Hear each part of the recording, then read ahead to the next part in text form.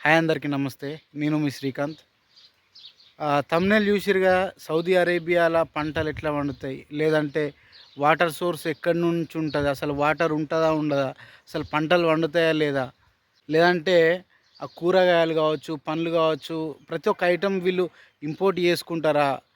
లేకపోతే ఇక్కడ పండించగలుగుతారా? అసలు ఇక్కడ భూమి ఎట్లుంటది? ఇది సారం ఉంటదా? ఉండదా? వాటర్ సోర్స్ ఎక్కడి నుంచి వస్తది? బావులు ఉంటాయా? బోర్లు ఉంటాయా? డీటెయిల్‌గా చెప్తా అండ్ చూపిస్తా.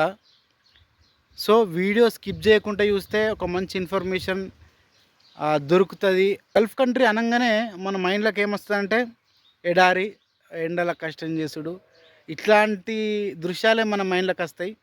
ఎందుకంటే మన నాన్నలు కావచ్చు, లేదంటే మన తాతయ్యలు కావచ్చు, వాళ్ళ వెర్షన్ అప్పుడు వాళ్ళొచ్చి ఈ కష్టం చేయడం, ఈ బయట ఇట్లుంటదని చెప్పడం వరకే మనకు తెలుసు.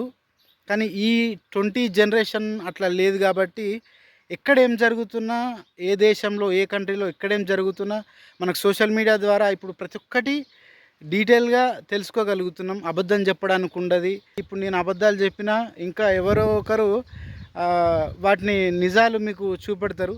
సో, అబద్ధాల గురించి మాట్లాడకుండా ఇక్కడున్న వాస్తవం నేను మీకు చూపెట్టాలనుకుంటున్నా. ఇప్పటివరకు మీకు గల్ఫ్ మీద ఎట్లాంటి అపోహలున్నా ఈ వీడియోతోటి కొద్దిగా మీకు డీటెయిల్‌గా అర్థమైతదని ఆశిస్తున్నా. సో, ఇప్పుడు మీరు నా బ్యాక్‌గ్రౌండ్‌లో చూసేది చెట్టు.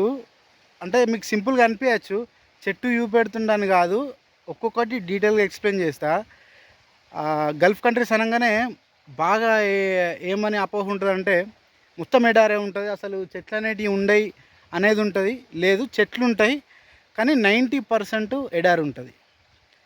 ఒక రాజ్యం మొత్తంలో 90% ఎడారంటే నాట్ ఏ నార్మల్ మ్యాటరు.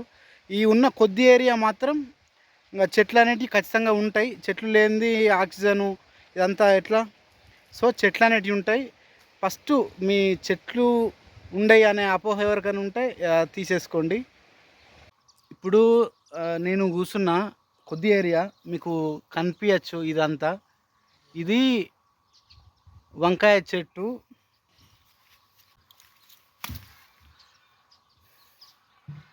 ఇగో చూడండి, ఇది వంకాయ. ఇక్కడ పంటలు పండుతాయి, కాయలు కాస్తాయి, తింటారు. కనిపిస్తుందిగా వంకాయ, ఇది నల్లొంకాయ. అంటే నేను పెద్ద పొలంలకు ఎకరాల ఎకరాలున్న బిట్లకు రాలేదు. మా ఫామ్ హౌస్‌లా మేము, అంటే నేను కాదు, మసిరోడు ఉంటాడు వేరే కంట్రీ. ఆ కంట్రీ ఆయనే పండించే ఈ చిన్న కొద్దిగా అయిన మందం, లేదంటే మేము అప్పుడప్పుడు వచ్చినప్పుడు బయట పూర్తిగా బయట కొనకుండా చిన్నగా ఈ సాగు చేస్తాడు. సో, ఇప్పుడు ఇది వంకాయ.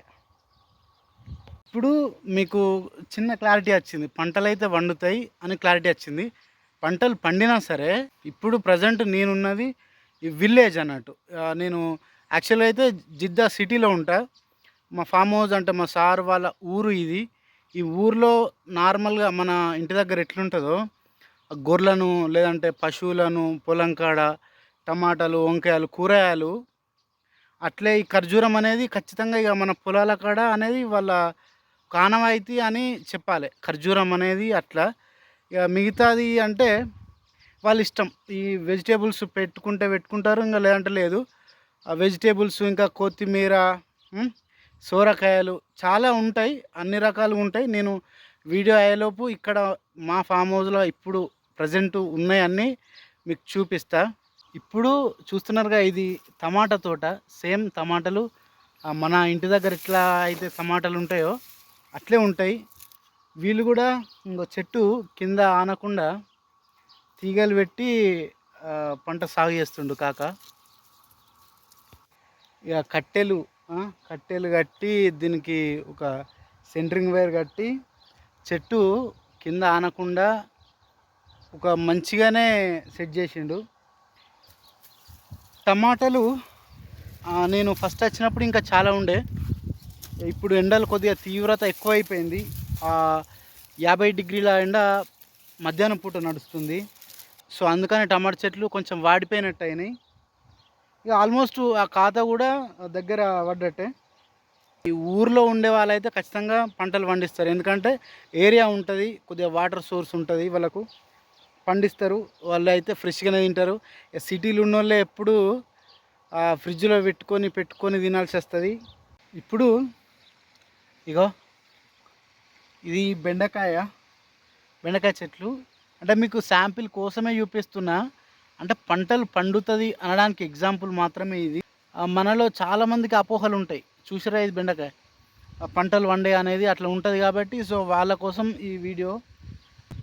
సో ఇది బెండకాయ. సారీ మర్చిపోయినా, ఈ బెండకాయను అరబ్బీలో బమియా అంటారు. బమియా. అండ్ ఈ టమాటాని టమాటం అని అంటారు. అక్కడ ఏముంది, మనం వంకాయ చూసినాం కదా, వంకాయని వచ్చేసి బాదింజన్ అని అంటారు. బాదింజన్. ఓకే. చిన్నగా ఇది ఆకుకూర మడులు అటు కూడా ఉండే అంత అయిపోయింది, కంప్లీట్ అయిపోయింది అన్నట్టు. ఇది ఇది వచ్చేసి పాలకూరది. సో పాలకూరలు, కొత్తిమీర ఇవి కూడా పండించుకోవడానికి ఛాన్స్ ఉంటుంది. వెదర్ కూడా అనుకూలంగానే ఉంటుంది పండించే వాళ్ళు ఉంటే. ఇంకా ఇగో ఈ ఉల్లిగడ్డ ఇక కనిపిస్తుందిగా, ఈ ఉల్లాకు. ఇగో ఉల్లాకు, ఇది ఉల్లిగడ్డ పండుతుంది, ఉల్లిగడ్డ కూడా పండిస్తారు. నేను కొన్ని రోజులు తిన్నా. ఇది కూడా సేమ్ మన ఉల్లిగడ్డ ఎట్లుంటుందో అట్లనే ఉంటుంది, టేస్ట్ కూడా అట్లే ఉంటుంది. సో డిఫరెంట్ ఉంటుందనేమో అపోహలు మాత్రం వద్దు. ఇప్పుడు మెయిన్ ఇంకొక వెజిటేబుల్ చూపిస్తా. మన సిద్దిపేట ఏరియా కావచ్చు, వరంగల్, మన తెలంగాణ ఏరియాలో, అండ్ గుంటూరు తెలుసు కదా, గుంటూరు అనగానే మీకు గుర్తుకొస్తుంది.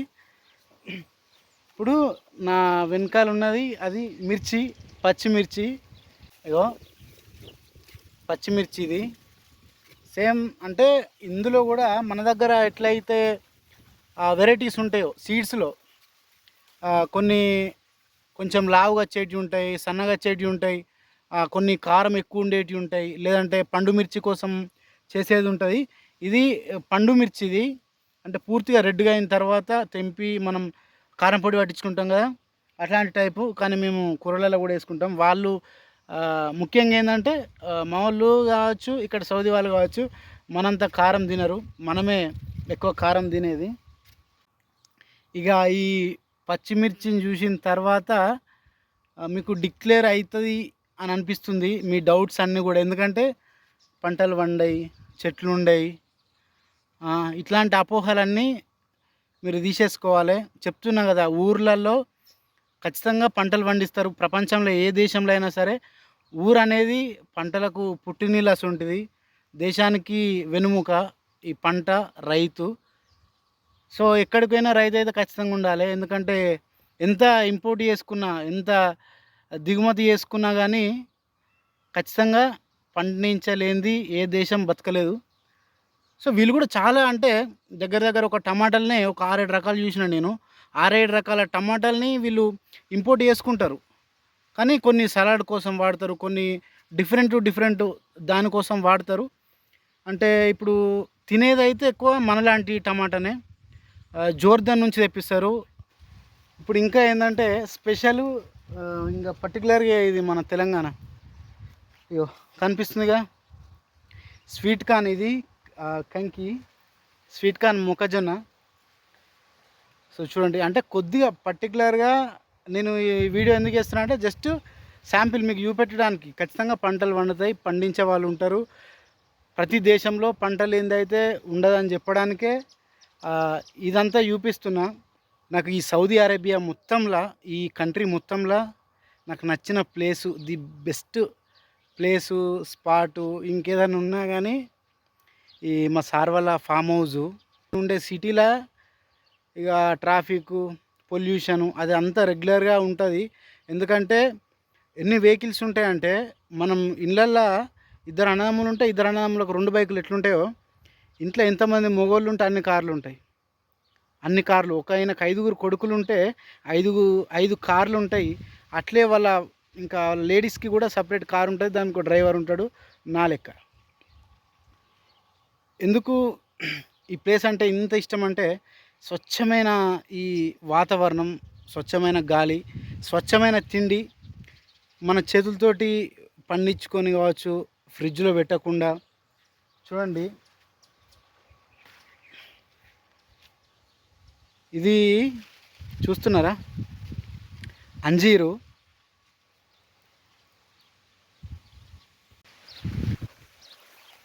సూపర్ ఉంది. అట్లే పశువుల కోసం అంటే గొర్రెల కోసం చూస్తున్నారు, గడ్డి గడ్డి కూడా పెంచుతారు, గడ్డి కూడా కాస్తుంది. ఇదంతా గొర్రెల కోసం, ఒంటెల కోసం. ఇగో మీరు చూడచ్చు, ఇప్పుడు ఇది గొర్రె ఎరువు. ఇదంతా గొర్రె ఎరువే. చిన్న చిన్న మడులు వేసి గొర్రె ఎరువు వేసుకున్న తర్వాత మంచిగా ఇగో చూసిరా, పైప్ కలెక్షన్ ఉంటుంది. వాటరు ఇప్పుకుంటే మంచిగా పారుతుంది. ఆ జొన్న గొర్రెలకు మంచి పౌష్టికాహారంగా ఉంటుంది. యూరియా అనేది నేను ఎక్కువ ఎక్కువ చూడలే. ఒక రకమైన ఇది సేంద్రియ వ్యవసాయం అనే నేను చెప్పాలనుకుంటున్నా. ఎందుకంటే గొర్రెలు ఉంటాయి, వాటి నుంచి వచ్చే ఎరువు ఇందులోనే వేస్తారు. మళ్ళీ మంచిగా చెట్లు పెరుగుతాయి, కట్ చేసి మళ్ళీ గొర్రెలు తింటాయి. అండ్ మనం తినడానికి కూడా ది ఫ్రెష్ వెజిటేబుల్స్ కోసం యూరియా ఇంకా పొటాషియం అట్లాంటి కెమికల్స్ ఎక్కువ వాడకుండా ఈ సేంద్రియ వ్యవసాయం చేయాలి. సో మీరు కూడా ఇంటికాడ ఉన్నోళ్ళు, మనోళ్ళు అయితే పుట్లే పోస్తూ ఉంటారు బ్యాగులకు బ్యాగులు. సో కొద్దిగా తగ్గించుకుంటే మనం మన భూమిని సారవంతంగా ఉంచుకోవచ్చు. ఎక్కువ పంటలు తీయడానికి కానీ, ఎక్కువ దిగుబడి రావడానికి మనకు ఛాన్సెస్ ఉంటాయి. సో ఇది ఇక చూసిరుగా, చిన్న చిన్న మడులు వేసుకొని ఒకరోజు ఒక మడి, 2 రోజులకు ఒక మడి కోసుకుంటా గొర్రెలకు వేస్తాడు. ఇదంతా చూసిన తర్వాత కూడా మీ లోపల 1% 2% సాటిస్ఫాక్షను ఉండదు. నాకు తెలుసు ఆ సాటిస్ఫాక్షన్ని ఎక్కడ ఫిల్ చేయాలని. సో ఆ సాటిస్ఫాక్షన్ ఫిల్ చేయడానికి వెళ్తున్నా. ఇప్పుడు మీకు 100% వీడియో సాటిస్ఫైగా ఉంటుంది అండ్ అపోహలన్నీ పోతాయి. ఎందుకంటే మీరు నా వెనకాల చూస్తున్నారుగా, ఇదంతా ఒక బోరు, 2 బోర్లు పోస్తున్నాయి. 2 బోర్లు పోస్తున్నాయి. ట్యాంకు చిన్న ట్యాంకు కాదు, ఒక 30 ఫీట్లు ఉంటుంది విడ్తు, చాలా పెద్ద ట్యాంకు. వాటరు ఇది ఇట్లా వాటరు మన ఇంటికాడ, మన పొలం కాడ ఉంటే ఖచ్చితంగా స్విమ్ చేస్తాం. ఇక్కడ మనకు ఆ ఛాన్స్ లేదు. చూస్తున్నారుగా, ఎడారి దుబ్బ, పచ్చి ఎడారి దుబ్బ. అండ్ ఇది బోరు. ఈ అపోహ నీళ్ళు ఉన్నాయి సౌదీ అరేబియాలో అనే అపోహ వద్దు. సౌదీ అరేబియాలో కూడా నీళ్ళు ఉంటాయి, కానీ తక్కువ శాతం ఉంటాయి. 90% ఎడారి ఉంటుంది.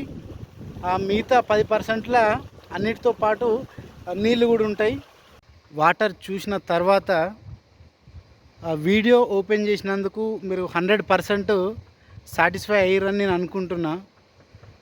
మీరు సాటిస్ఫై అయితే, అంటే వీడియో నచ్చితే ఖచ్చితంగా ఛానల్ని సబ్స్క్రైబ్ చేసుకొని షేర్ చేయండి. ఎందుకంటే ఇట్లాంటి వాతావరణం కావచ్చు, ఈ పల్లెటూరు వెదరు, పంటలు, సౌదీ అరేబియాల నీళ్ళని చూపెట్టడం అంటే